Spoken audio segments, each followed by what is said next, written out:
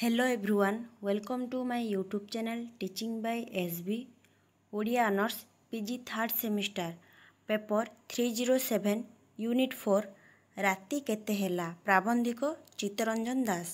ପ୍ରବନ୍ଧଟି ଆଲୋଚନା କରିବା ପୂର୍ବରୁ ପ୍ରଥମେ ପ୍ରାବନ୍ଧିକଙ୍କ ବିଷୟରେ ଆଲୋଚନା କରିବା। ଜଣେ ଓଡ଼ିଆ ଲେଖକ, ଅନୁବାଦକ, ସମାଲୋଚକ ଓ ସମାଜ ସଂସ୍କାରକ ଭାବେ ଚିତ୍ତରଞ୍ଜନ ଦାସ ସୁପରିଚିତ। 3 ଅକ୍ଟୋବର 1923 ମସିହାରେ ତାଙ୍କର ଜନ୍ମ। ଚିତ୍ତରଞ୍ଜନ ଦାସ 3 ଅକ୍ଟୋବର 1923 ମସିହାରେ ଜନ୍ମଗ୍ରହଣ କରିଛନ୍ତି। ଚିତ୍ତରଞ୍ଜନ ଦାସ ଚିତ୍ତ ଭାଇ ଭାବେ ପରିଚିତ।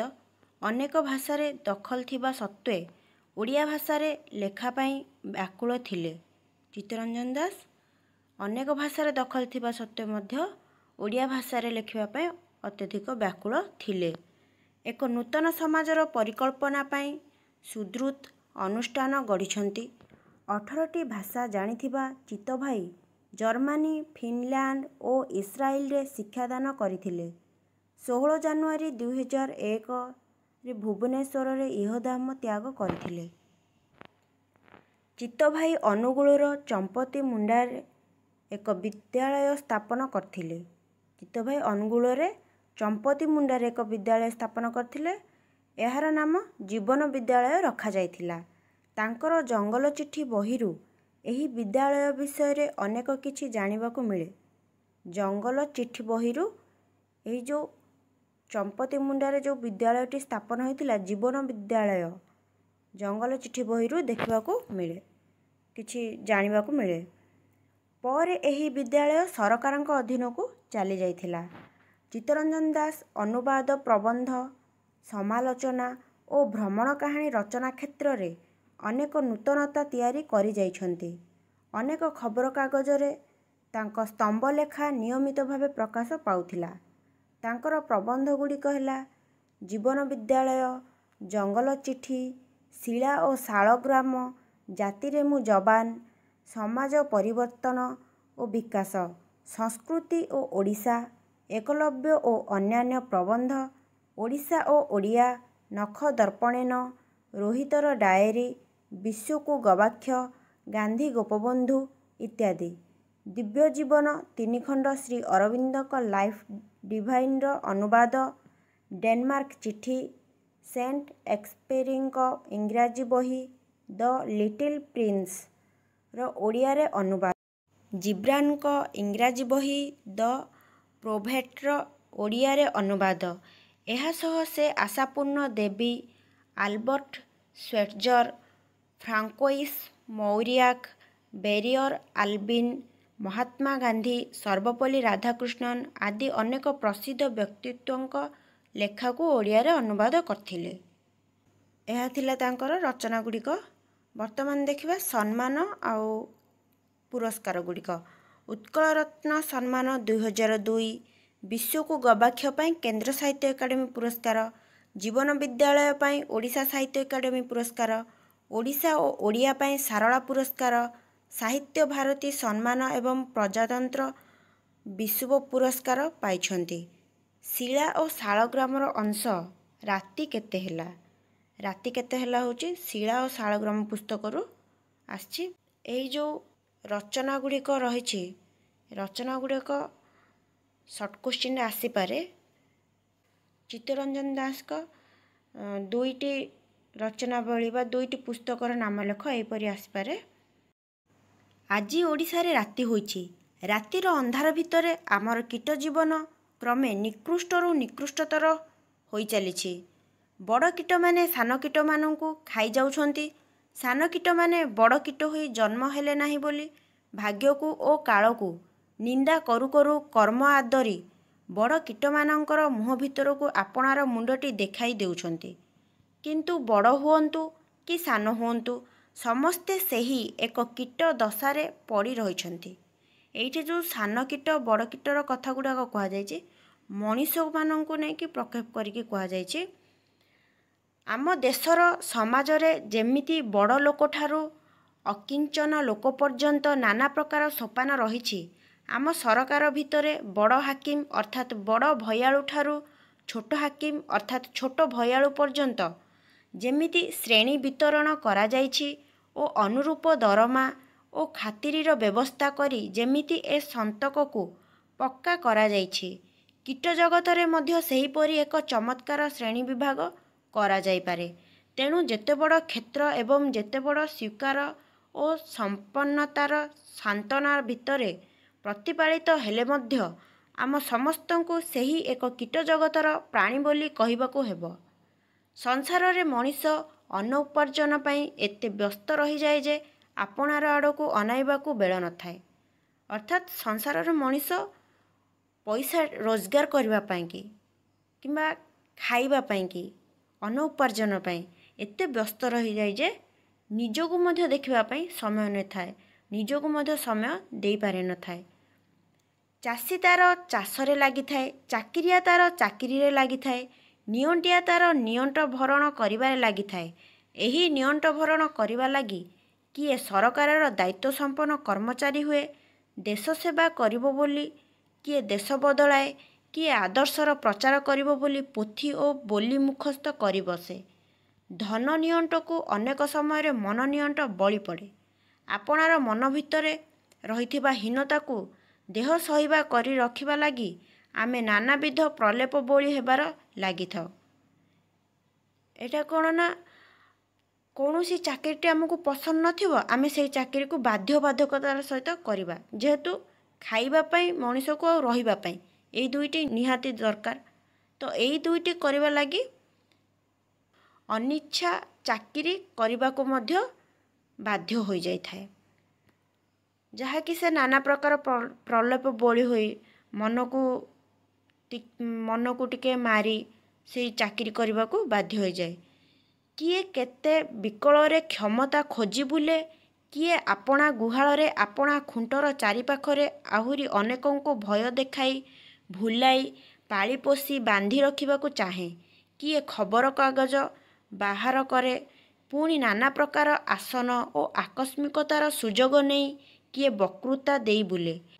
ଏହିପରି ନାନା ବ୍ୟସ୍ତତାର ବିଳାସ ଭିତରେ ମସ୍ତ ରହିଥିବା ପର୍ଯ୍ୟନ୍ତ ଆପଣା ଆଡ଼କୁ ଅନାଇ ପାରୁନାହିଁ। ତଟସ୍ଥ ହୋଇ ଆପଣା ଆଡ଼କୁ ଅନାଇ ଦେଖିବାର ସ୍ଥିରତା ଆମର ନଥାଏ। ଅନ୍ତତଃ କେତେଟା ମୁହୂର୍ତ୍ତ ପାଇଁ ଆପଣା ଉପରେ ବଡ଼ କରୁଣା ଜାତ ହୁଏ।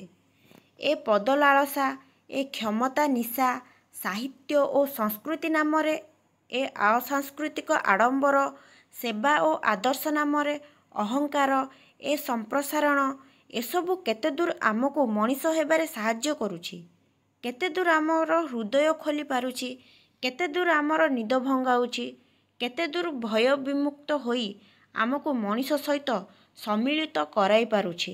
ଉପନିଷଦର ମୈତ୍ରେୟ ଯେଉଁ ସାରାଂଶୟ ପ୍ରକାଶ କରି ଯାଜ୍ଞବଲ୍କ୍ୟଙ୍କୁ ପ୍ରଶ୍ନ କରିଥିଲେ, ଆପଣାକୁ ଠିକ୍ ସେହିପରି ପ୍ରଶ୍ନ ପଚାରିବାକୁ ଇଚ୍ଛା ହୁଏ।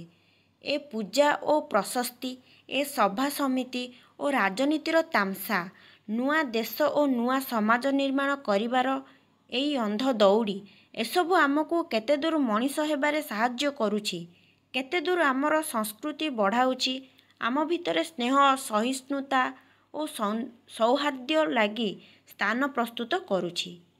ହାଉ ଗୋଜ୍ ଦ ନାଇଟ୍ ୱାଚମ୍ୟାନ୍, ସେକ୍ସପିୟରଙ୍କ ଲିଖିତ ମ୍ୟାକବେଥ୍ ନାଟକର ଏହି ଉକ୍ତିଟି ଆଜି ଆମେ ପ୍ରତ୍ୟେକଙ୍କୁ ପଚାରିବା ଉଚିତ।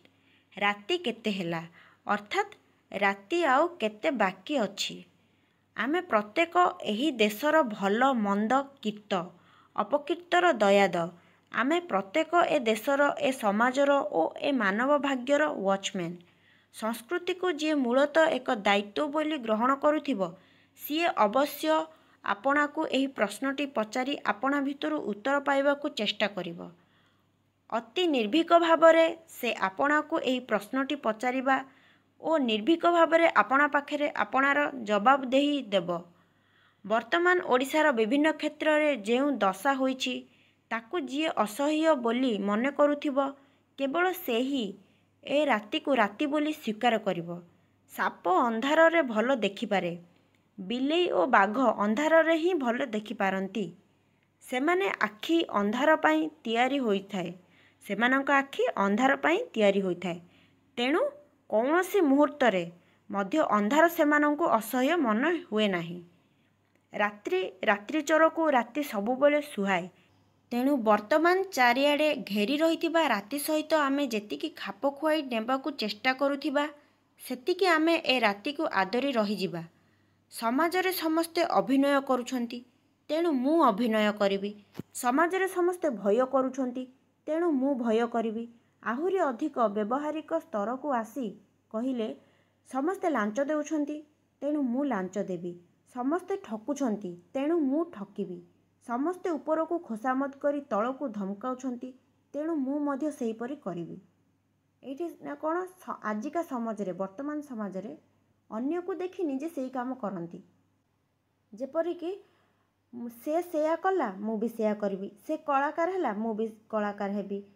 ସେ ଅଭିନୟ କରୁଛି, ମୁଁ ବି ଅଭିନୟ କରିବି। ସେ ଲେଖକ ହେଲା, ମୁଁ ବି ଲେଖକ ହେବାକୁ ଚେଷ୍ଟା କରିବି।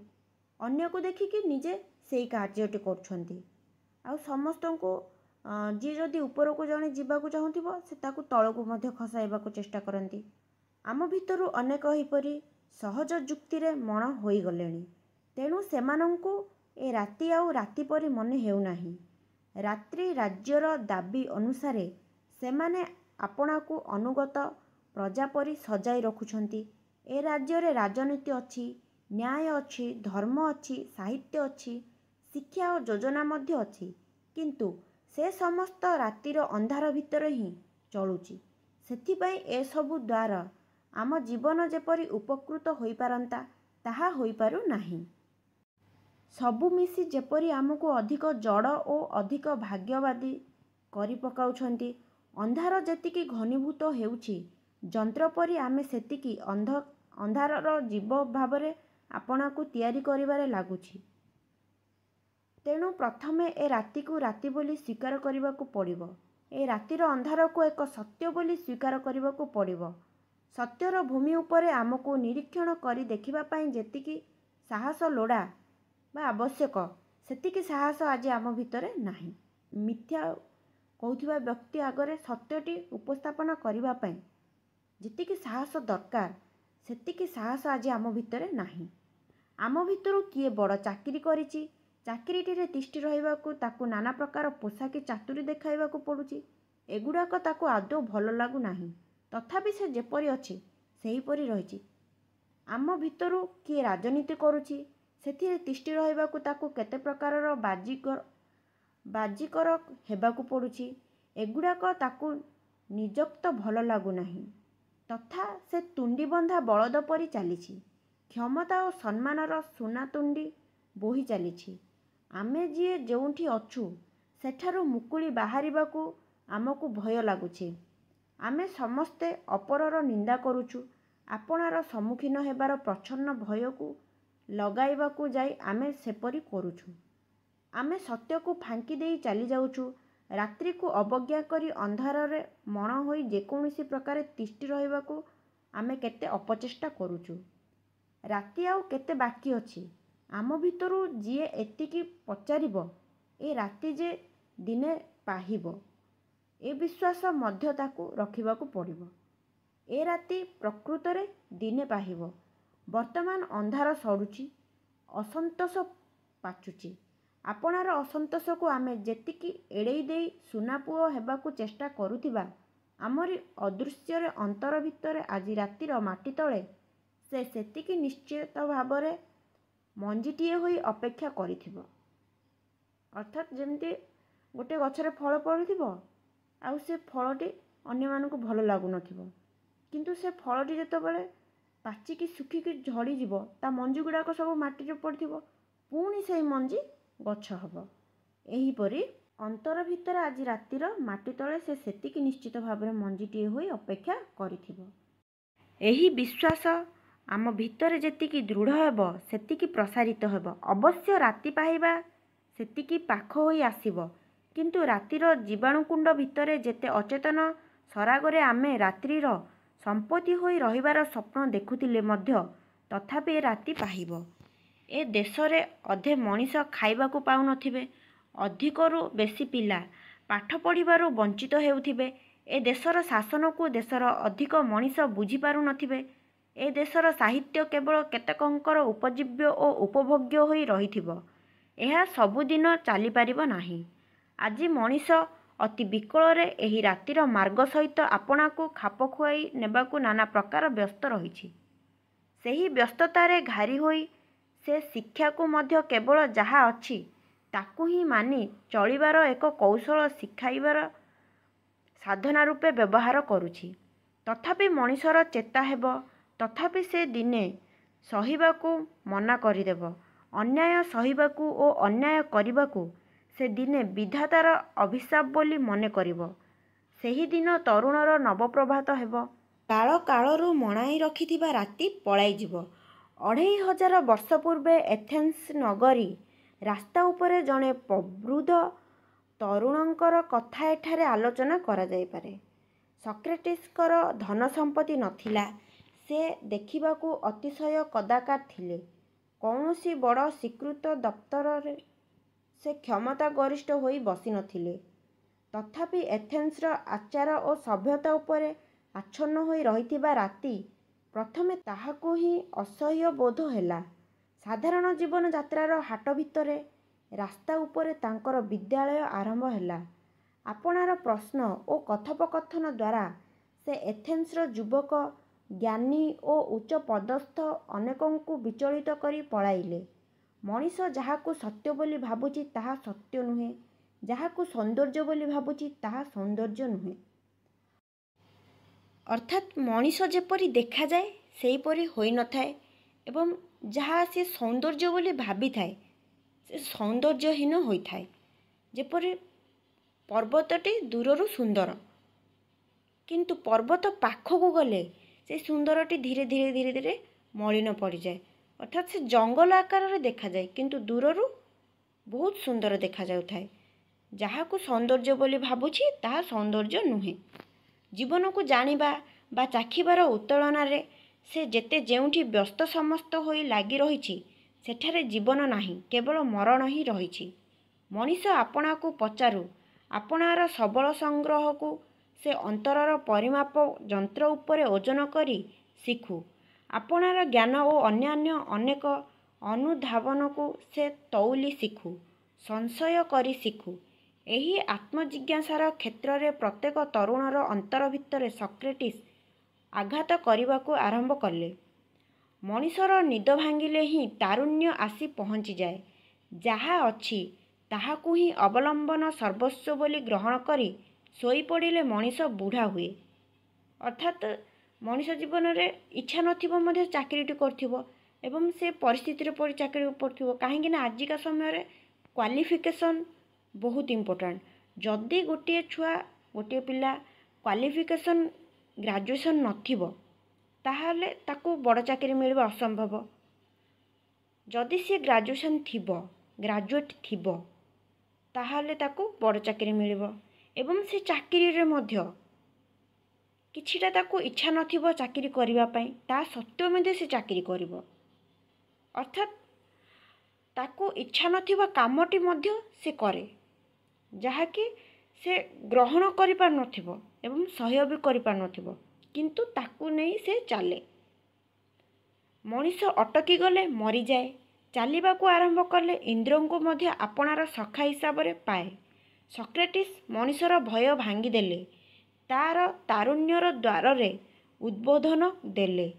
କ୍ଷମତା, ଜ୍ଞାନ, ପଦ ଓ ପାଣ୍ଡିତ୍ୟରେ ଯେତେ ଲୋକ ସେ ରାଜ୍ୟରେ ବୁଢ଼ା ହୋଇ ବସିଥିଲେ ସମସ୍ତେ ଆତଙ୍କିତ ହୋଇ ଉଠିଲେ। ସକ୍ରେଟିସ୍ଙ୍କର ବିଚାର ହେଲା, ସେ ତରୁଣମାନଙ୍କର ମନକୁ ବିପର୍ଯ୍ୟସ୍ତ କରି ପକାଉଛନ୍ତି। ତାଙ୍କ ଅପରାଧର ଏହିପରି ନିର୍ଣ୍ଣୟ କରାଗଲା। ସକ୍ରେଟିସ୍ ହସି ହସି ବିଷପାତ୍ରରୁ ବିଷପାନ କଲେ। ଶରୀର ଭିତରୁ ପ୍ରାଣର ଶେଷ ସ୍ପନ୍ଦନଟି ଚାଲିଯିବା ପର୍ଯ୍ୟନ୍ତ ସେ ତରୁଣ ହିଁ ଥିଲେ ବୋଲି କହିବାକୁ ହେବ। ମରଣ ଲାଗି ତାଙ୍କର ମନରେ କାହାରି ପ୍ରତି କୌଣସି ଅପ୍ରସନ୍ନତା ନଥିଲା।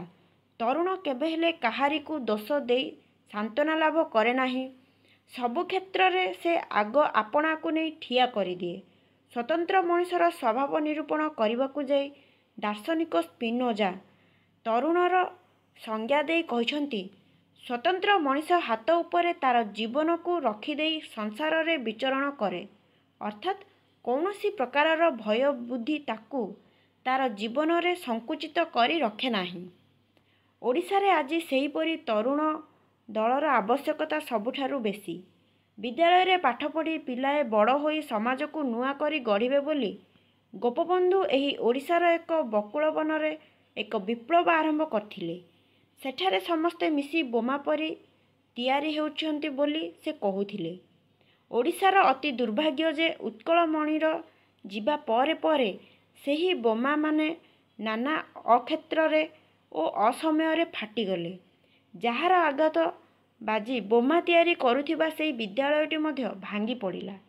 ବର୍ତ୍ତମାନ ଓଡ଼ିଶାର ତଥାକଥିତ ବିଦ୍ୟାଳୟମାନଙ୍କରେ ତ ଶିକ୍ଷା ଦପ୍ତରରେ ବସିଥିବା କ୍ଷମତାଧୀଶର ବନଶୀ କଣ୍ଟା ଗିଳୁ ଗିଳୁ ସମସ୍ତଙ୍କ ହୋଇଯାଉଛି।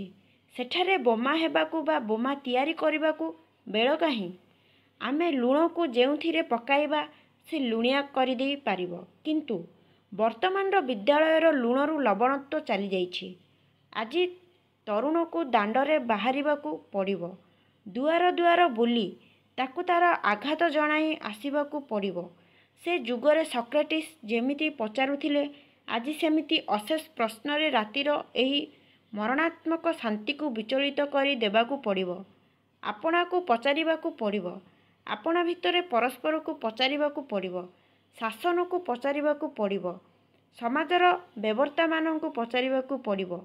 ସାହିତ୍ୟ ଓ ସଂସ୍କୃତିର ଫେଣାଟାକୁ ନିଜର କର୍ମଫଳ ବୋଲି ଭାବି ତାହାରି ଉପରେ ମୁହଁମାଡ଼ ପଡ଼ିଥିବା ସମସ୍ତ ଅଳସୁଆ ମହୁମାଛିଙ୍କୁ ପଚାରିବାକୁ ପଡ଼ିବ। ଏ ରାତି ପାହିବାକୁ ହେଲେ ଅନେକ ସ୍ଥାନର ଶାନ୍ତି ଓ ସ୍ଥାଣୁତାକୁ ଭାଙ୍ଗିବାକୁ ହିଁ ପଡ଼ିବ।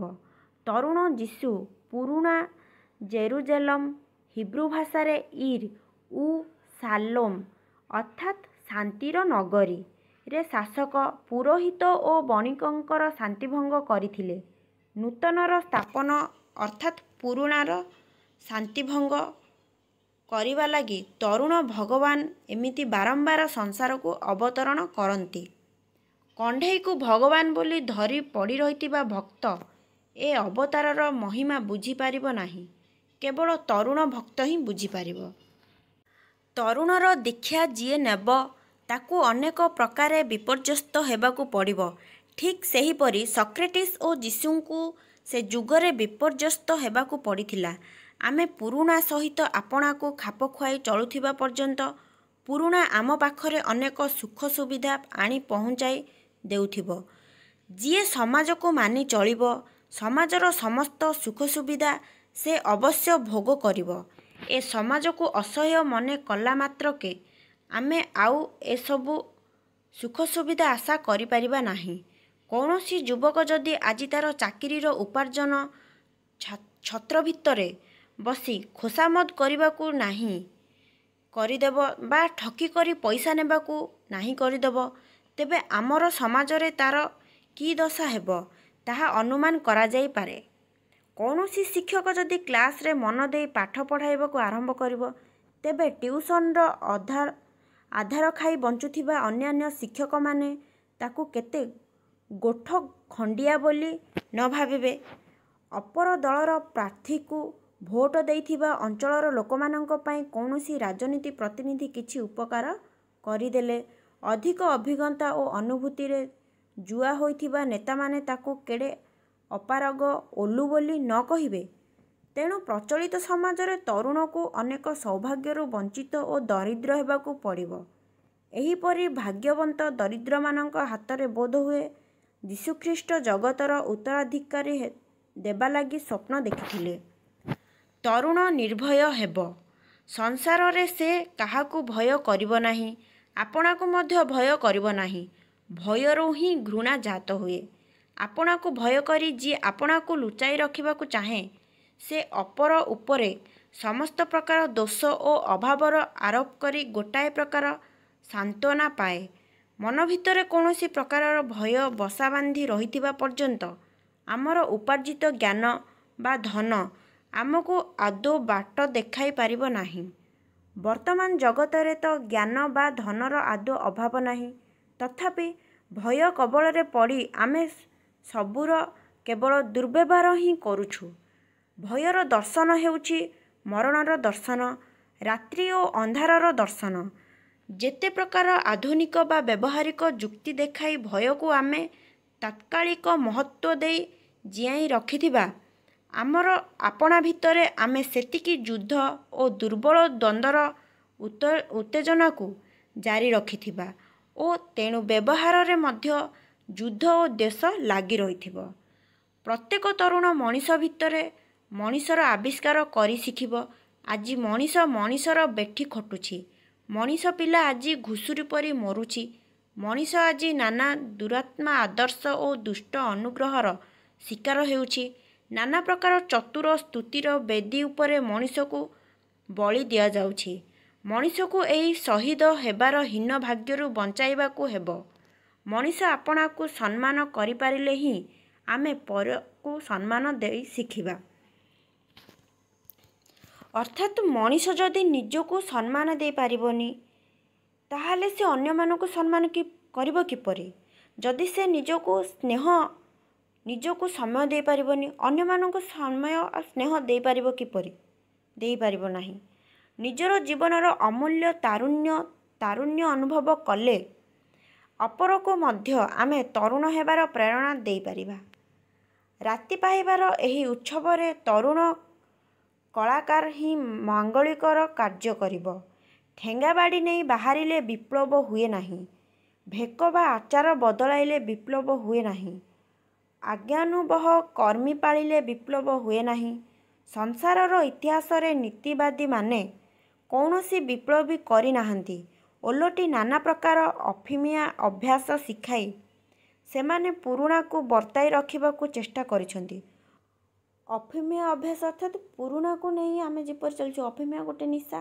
ଆମେ ଯଦି କୌଣସି ଗୋଟେ ଜିନିଷ ହଉ ନହେଲେ କୌଣସି ଗୋଟେ ପରିସ୍ଥିତିକୁ ନେଇ ଆମେ ଯଦି ଖାପ ଖୁଆଇ ଚଳୁଥିବା, ଇଚ୍ଛା ନଥିବ, ତା ସତ୍ତ୍ୱେ ମଧ୍ୟ ଆମେ ଚାଲୁଥିବା, ତାହେଲେ ଆମକୁ ଗୋଟେ ଅଭ୍ୟାସ ହେଇଯିବ ଯେ ହଁ ଯେମିତି ଚାଲିଛି ସେମିତି ଚାଲିବାକୁ ଦେବା, ଯେମିତି ଜୀବନଟେ ଚାଲିଛି ସେମିତି ସୁରୁଖୁରୁରେ ଚାଲିଯିବ। ସେହି ଅଭ୍ୟାସ ସେମାନେ ପୁରୁଣାକୁ ବର୍ତ୍ତାଇ ରଖିବାକୁ ଚେଷ୍ଟା କରିଛନ୍ତି। ମଣିଷର ମନ ଭିତରେ ହିଁ ବିପ୍ଳବର ପ୍ରଥମ ଜନ୍ମ ହୁଏ ଏବଂ ଏହି ମନକୁ ତିଆରି କରିବାର ଦାୟିତ୍ୱ ହେଉଛି କଳାକାରର। ଦୃଶ୍ୟ ଭିତରୁ ଯେ ଅଦୃଶ୍ୟ ଭିତରକୁ ନେଇଯାଏ, ବାହ୍ୟ ଆବରଣକୁ ଭେଦ କରାଇ ଯିଏ ହୃଦୟ ପ୍ରବେଶ କରାଇଦିଏ, ବାଚ୍ୟର ମଧୁର ଖିଅ ଧରାଇ ଯିଏ ବ୍ୟଞ୍ଜନା ଭିତରକୁ ନେଇଯାଏ, ବାଚଳ ତାକୁ ଡିଆଇ ଦେଇ ଯିଏ ଅନୁଭୂତିକୁ ନେଇଯାଏ, ମୁଁ ତାକୁ ହିଁ କଳାକାର ବୋଲି କହେ। ସେ ଯେକୌଣସି କ୍ଷେତ୍ରରେ ଥାଉ, ସେଥିରେ ମୋର ଆପତ୍ତି ନାହିଁ। କିନ୍ତୁ ସେ ତାହାର କଳାକୁ କୌଣସି ପ୍ରକାର ଆସନ ବା ଅସ୍ପର୍ଦ୍ଧାର ଅନୁଗତ କରିଦେଇ ନଥିବ। କୌଣସି ପ୍ରକାର ଲାଭୋଦ୍ଦୀପତିର ଖଟୁଳି ସଜାଇବାକୁ ସେ କଳାକୁ ବ୍ୟବହାର କରୁନଥିବ। କୌଣସି ପ୍ରକାର ଅବାଞ୍ଛିତ ଦରବାରରେ ମୂଲ୍ୟ ବା ମୋହର ପାଇବାର ଆଶାରେ ସେ କଳାକୁ ଦାସୀ କରି ଠିଆ କରାଇନଥିବ। କଳାକୁ ସେ କୌଣସି ପଇସା ପାଇଁ ବା କୌଣସି ପଦବୀ ପାଇଁ ସେ ବ୍ୟବହାର କରୁନଥିବ। ଆପଣାର କୃତ ଭିତରେ ଦେଇ ଯିଏ ଆଜି ଘୃଣା ଓ ଭୟର ପ୍ରଚାର କରୁଛି, ମଣିଷକୁ ମଣିଷର ବିରୋଧରେ ଲଢ଼ାଇ ଦେଉଛି, ସେହି ବୃଦ୍ଧ କଳାକାରକୁ ପଛରେ ଛାଡ଼ିଦେଇ ଯିବାକୁ ହେବ।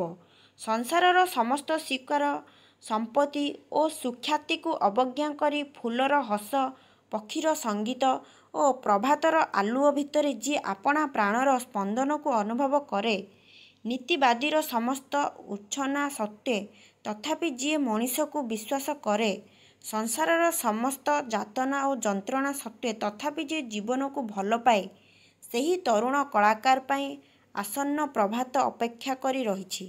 ତାହାରି ଆଘାତରେ ହିଁ ଏ ରାତିର ଦୁର୍ଗ ଭାଙ୍ଗି ପଡ଼ିବ, ଏ ରାତି ପାହିଯିବ। ଏହା ଥିଲା ରାତି କେତେ ହେଲା, ପ୍ରାବନ୍ଧିକ ଚିତ୍ତରଞ୍ଜନ ଦାସଙ୍କ ପ୍ରବନ୍ଧଟି। ନେକ୍ସଟ କ୍ଲାସ୍ ଦେଖିବା, ନେକ୍ସଟ ୟୁନିଟ୍।